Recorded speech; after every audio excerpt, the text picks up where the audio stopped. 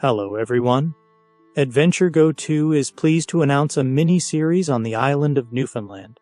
In each episode, we take you on a road trip and share the vibrant history of the island. If you love to drive as we do, then sit back, grab some snacks, and join us for this epic adventure. In Episode 1, we take you on Highway 430 from Deer Lake, Newfoundland. We drive to the Arches Provincial Park through Gros Morne National Park. We check out Cowhead, Norris Point, and Rocky Harbor. Enjoy!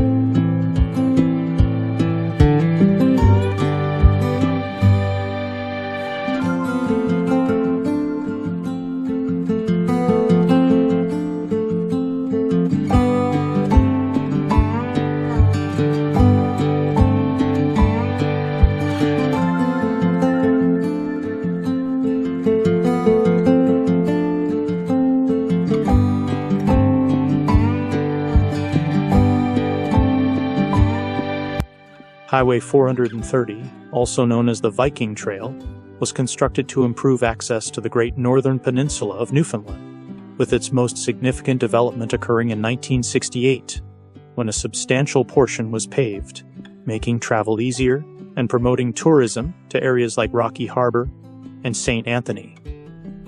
The highway runs for 413 kilometers from Deer Lake to St. Anthony, providing a vital link for communities and attractions on the peninsula.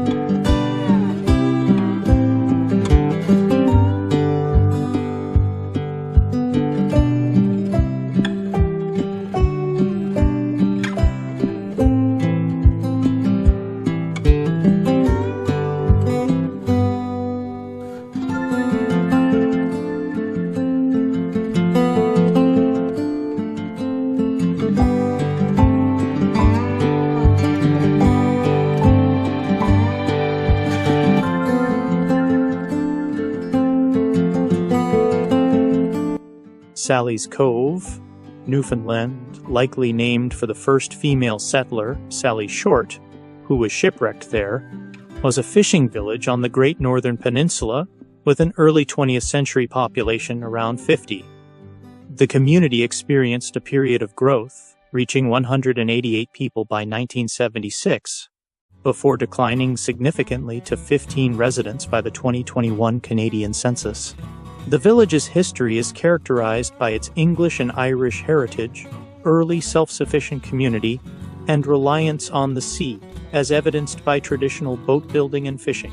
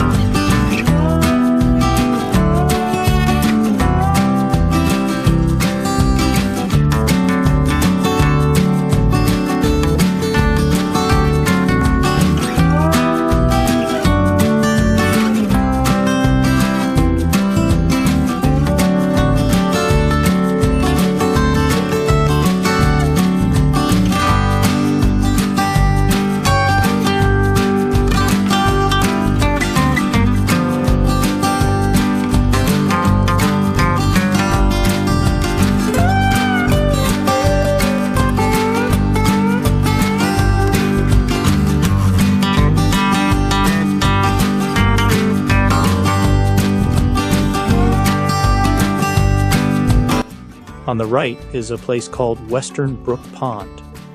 Western Brook Pond's history is tied to Gros Morne National Park, a World Heritage Site known for its glacial and geological history.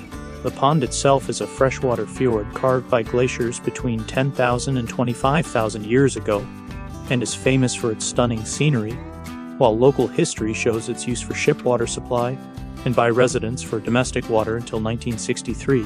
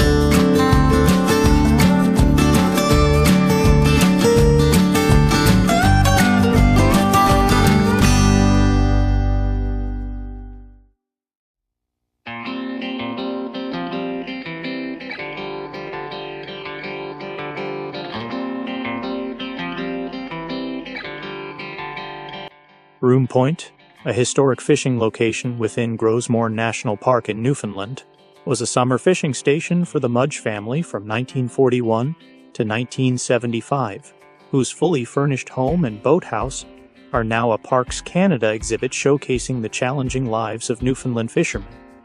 While the area has an ancient history of human use by groups like the Dorset, the site's main historical significance relates to the late 19th and 20th century tradition of seasonal fishing, where families like the Mudge family would leave their homes to fish the coastal waters.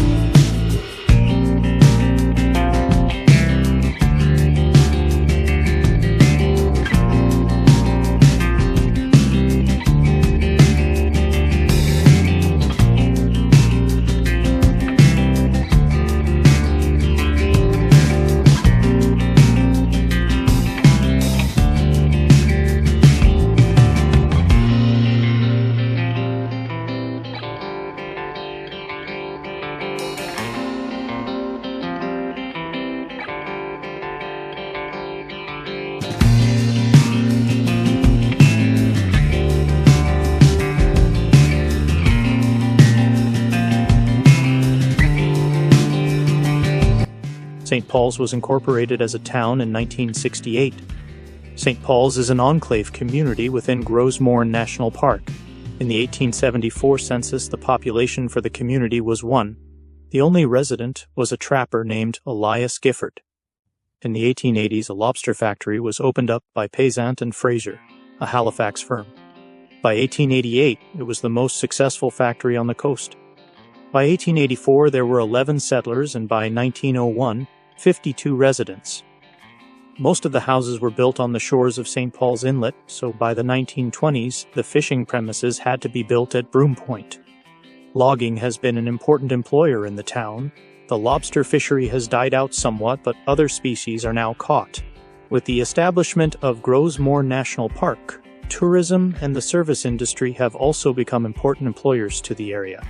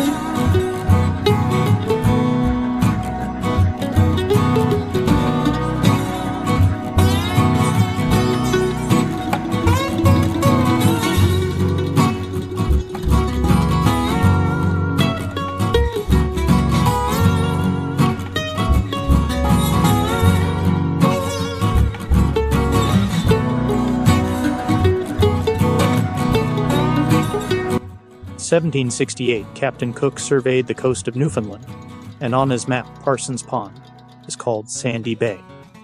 Reverend Isaac Parsons visited there in his schooner and gave the community its present name. Parsons Pond is a community with an interesting history of oil exploration. Through the 1800s, there were several wells and basic refining operations. The original well sites and hardware can still be seen on the western side of Parsons Pond. The provincial energy company, Nalcor, in partnership with others, has purchased the onshore exploration rights. Nalcor began drilling 3 sites in February 2010. Results to date were limited, and the company is not considering additional drilling at this time. Nalcor is continuing to look at the potential of offshore drilling in the Gulf of St. Lawrence region.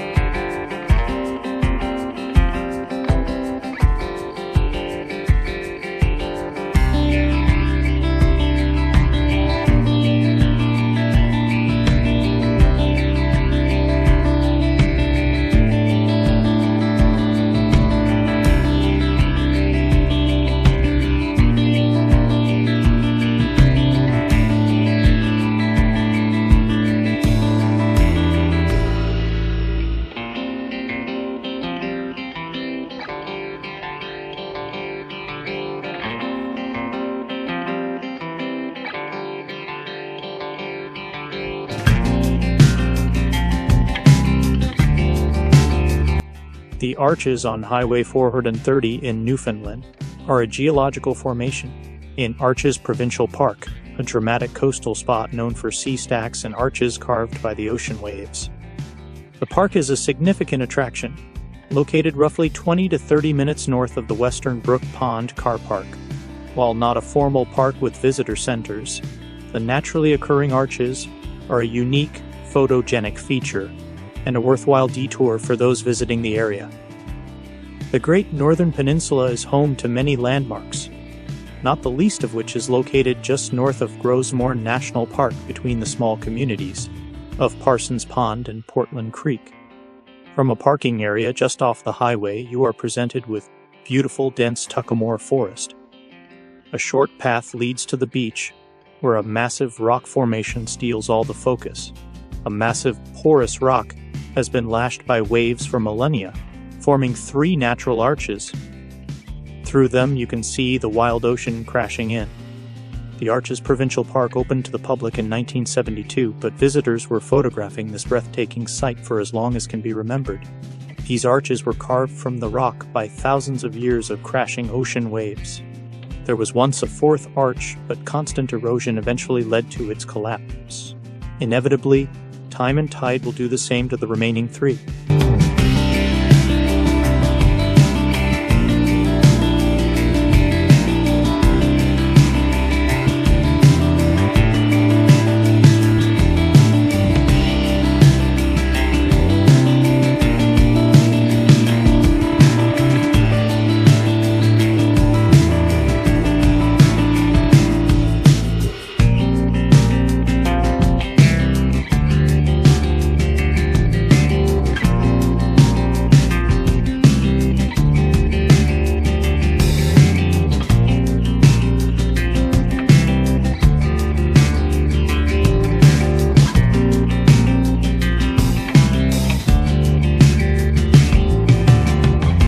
The history of the Newfoundland town of Cowhead, found on Highway 430, began with early settlements in the 1800s, evolving from a name given by Jacques Cartier to Cap Point before French fishermen dubbed it Tête de Vache, head of cow, due to a distinctive rock resembling a cow's head when seen from the sea.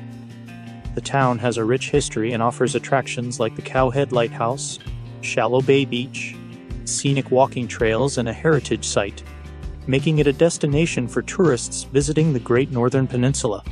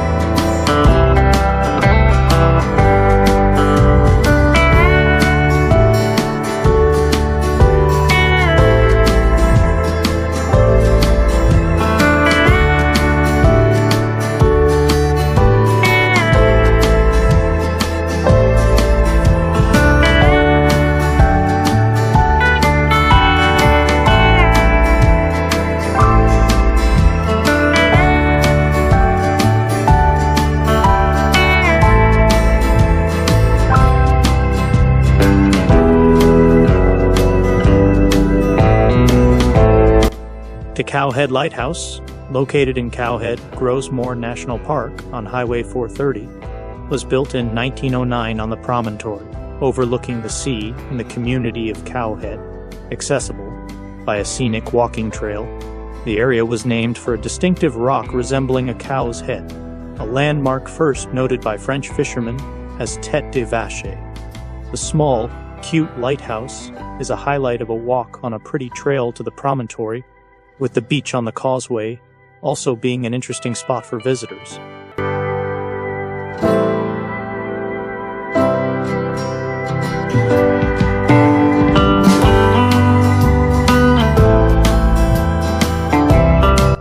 Gros Morne National Park was established on August 13, 1973, and inscribed on the UNESCO World Heritage List in 1987 to protect its unique geology and natural beauty.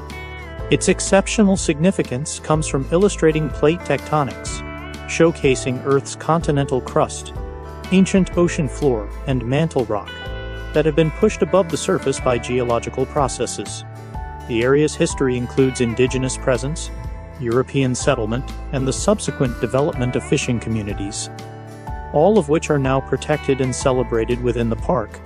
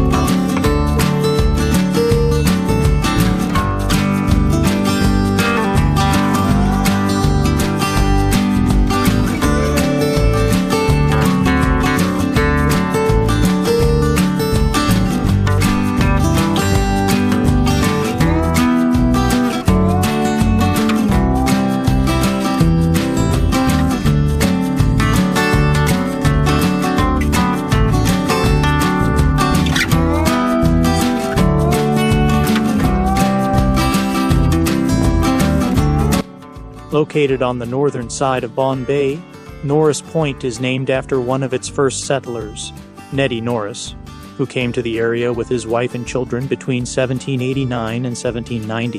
The Norrises apparently disappeared or left the area, and consequently there is no official account of their residency.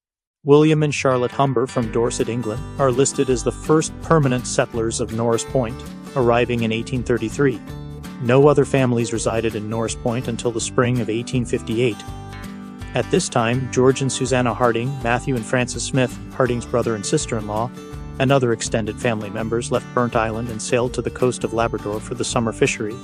Their ship was caught in a heavy gale, and they sought shelter at Whale's Cove, currently called Wild Cove. Rather than continue to Codroy when the storm subsided 2 days later, the Hardings and Smiths continued to Norris Point, where they erected temporary living quarters. In the fall, they returned to build permanent houses. Future residents of Norris Point originated from England, Ireland, and Scotland, and came mainly because of the fall herring fishery, and, like the others, found Bombay to be a convenient location from which to access the coastal waters of Labrador. Their primary sources of employment included the lobster fishery. 5 local lobster factories and a herring fishery had been established in Norris Point. Although fishing was the dominant industry, fur trapping also provided a supplemental source of income.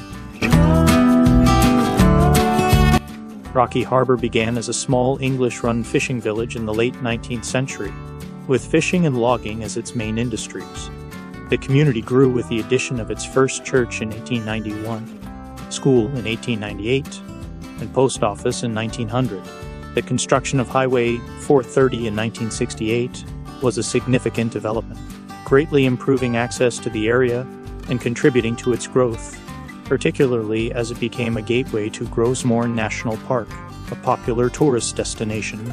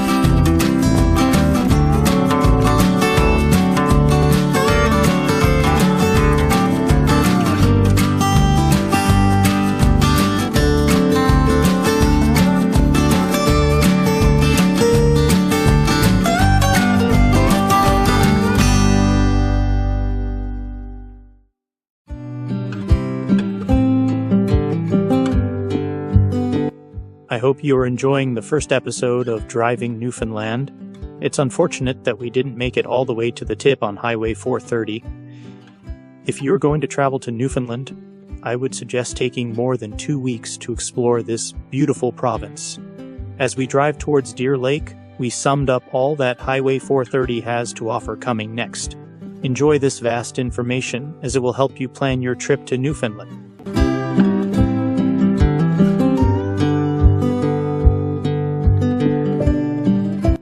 Turn off Route 1 onto Route 430 at Deer Lake and get ready for Gros Morne National Park, one of the 2 UNESCO World Heritage Sites on the Viking Trail.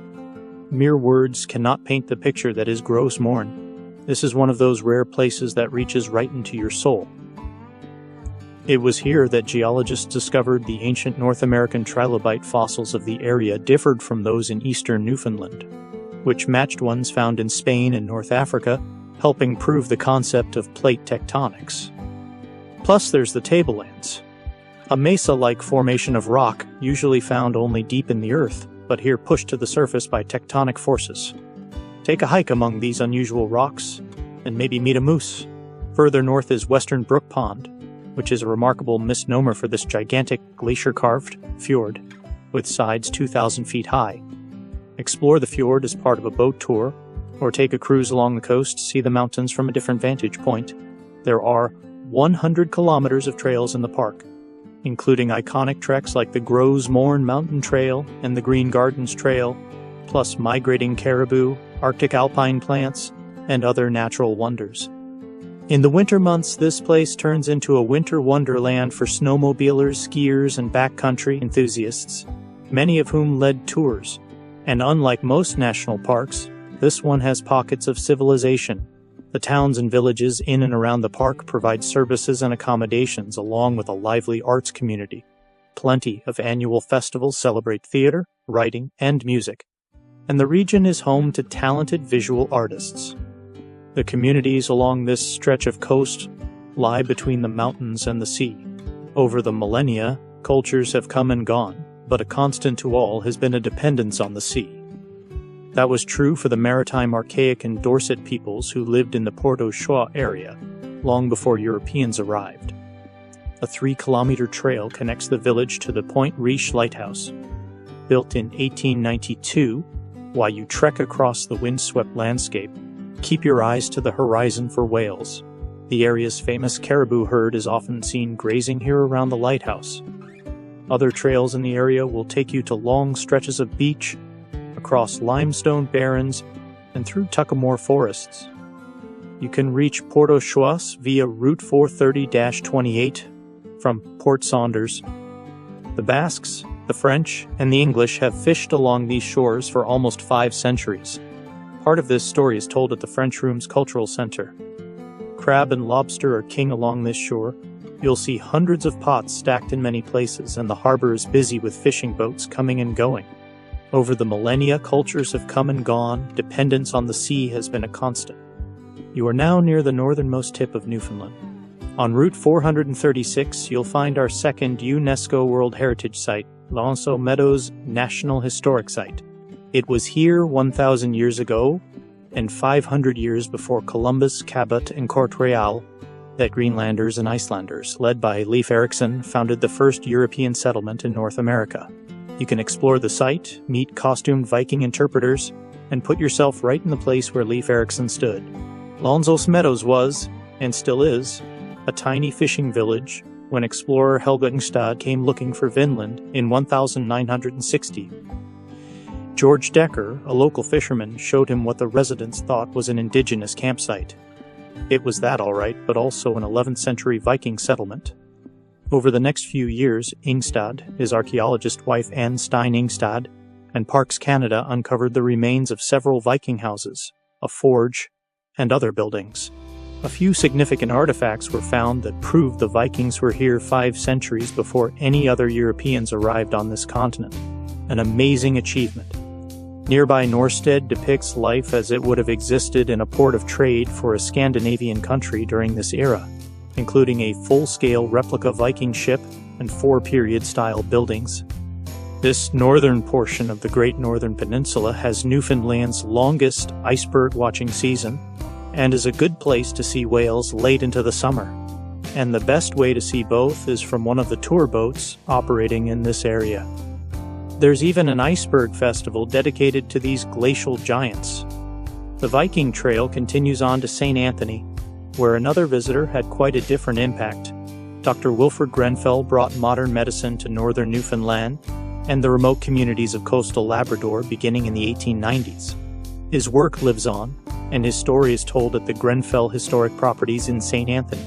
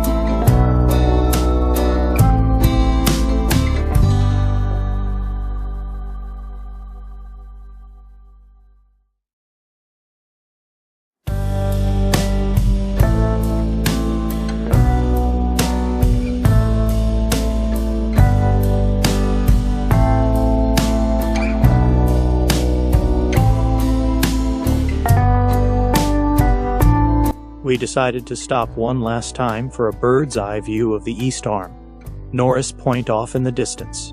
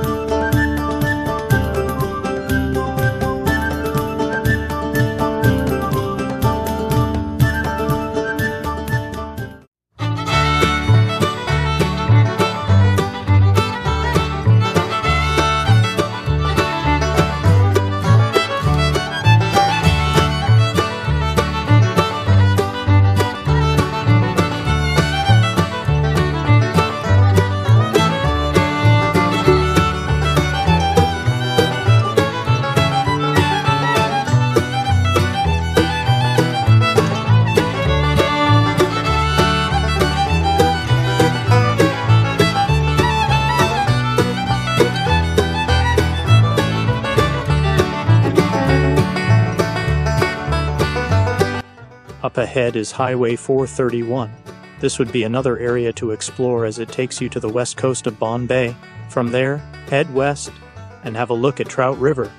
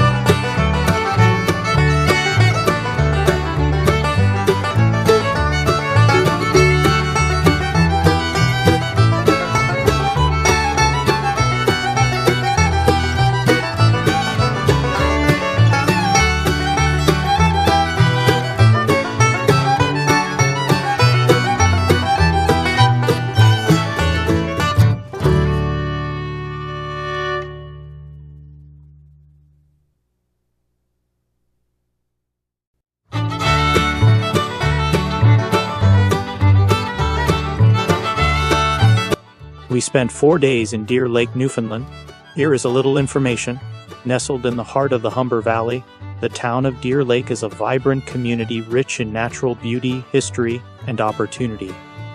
Whether you're a resident, business owner, or visitor, you'll find Deer Lake to be a place where the spirit of community thrives, offering a perfect blend of small-town charm and modern amenities. Located at the crossroads of the Trans-Canada Highway and the Great Northern Peninsula, and just a short drive from the breathtaking White Bay, Deer Lake is not just a destination, but a gateway to adventure. Our town is surrounded by stunning landscapes, including the beautiful Deer Lake itself, offering endless opportunities for outdoor activities like hiking, fishing, and boating.